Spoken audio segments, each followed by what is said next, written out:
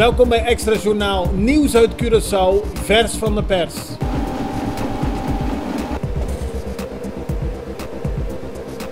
En dit is het nieuws van vandaag. Ze moesten geruime tijd in de zenuwen zitten, maar het Curaçaose voetbalelftal heeft zich gisteravond in Los Angeles geplaatst voor de kwartfinale van de Gold Cup. Het team speelde zelf gelijk tegen het Jamaicaanse elftal met 1-1 door een goal in blessuretijd van Jurien Gari. Dankzij een 4-0 overwinning van Honduras tegen El Salvador plaatste de ploeg zich alsnog voor de knock-outfase. Beide teams behaalden 4 punten, maar door de 4-0 extra tegengoals voor El Salvador werd het doelgemiddelde van Curaçao doorslaggevend. Vanavond wordt bekend wie op zondag 30 juni de tegenstander gaat worden. Minister Eugène Ruggenaat heeft in aanloop naar de Rijksministerraad van 5 juli een pakket maatregelen bekendgemaakt. Bezuinigingen beginnen bij het overheidsapparaat.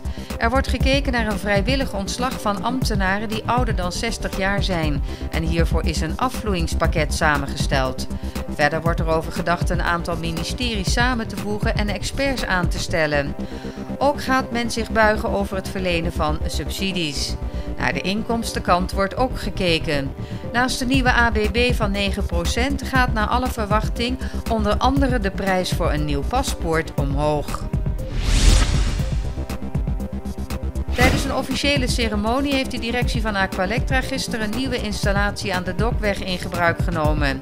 Met deze nieuwe installatie hoopt het bedrijf te kunnen voldoen aan de stijgende vraag naar elektriciteit. Gedurende de laatste maanden heeft een team experts zich bezig gehouden met de ingebruikneming van de installatie. Al met al gaat het hier om een investering van 71 miljoen guldens. Er wordt 39 megawatt aan capaciteit toegevoegd aan het reeds bestaande netwerk. Het middagdeel van de openingsdag van het Interparlementair Koninkrijksoverleg stond gisteren in het teken van de instabiele situatie in buurland Venezuela. Niet alleen de economie van beide landen wordt zwaar geraakt, maar ook is de vrees groot dat met migranten ook wapens, drugs, prostituees en ziektes de landen binnenkomen. Het invoeren van een eventuele visumplicht kwam ook aan de orde en Aruba en Sint Maarten zijn voor. Curaçao heeft nog geen standpunt ingenomen. Vandaag staat onder andere integriteit van bestuur en het statuut op de agenda. Er zijn 2 verdachten aangehouden in verband met de ontploffing van een Banco Matico in Terracora.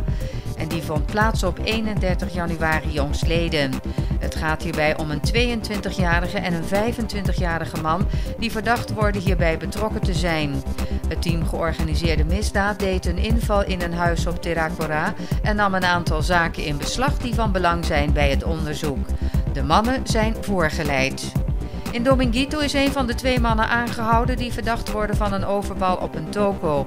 De andere man wist echter te ontsnappen.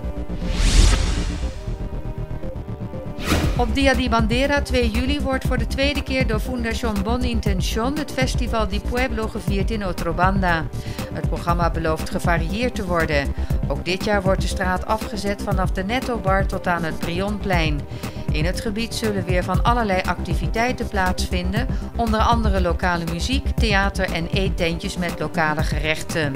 Om 7 uur 's avonds wordt de dag afgesloten met de band Gens op het Prionplein met een hommage aan de componisten en muzici van vroeger. De Braziliaanse oud-president Lula blijft vastzitten.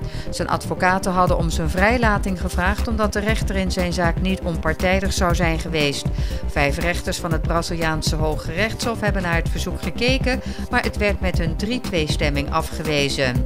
Sergio Moro, de rechter die destijds over de zaak ging, is tegenwoordig minister van Justitie. Privéberichten van hem zijn in handen gekomen van nieuwswebsite The Intercept en daaruit zou blijken dat Moro als rechter heeft samengewerkt met de aanklagers om Lula achter de tralies te krijgen. En dat terwijl Sergio Moro juist bekend stond als iemand die corruptie bestreed. Dit was Extra Journaal met nieuws uit Curaçao in het Nederlands elke doordeweekse dag. Tot de volgende keer.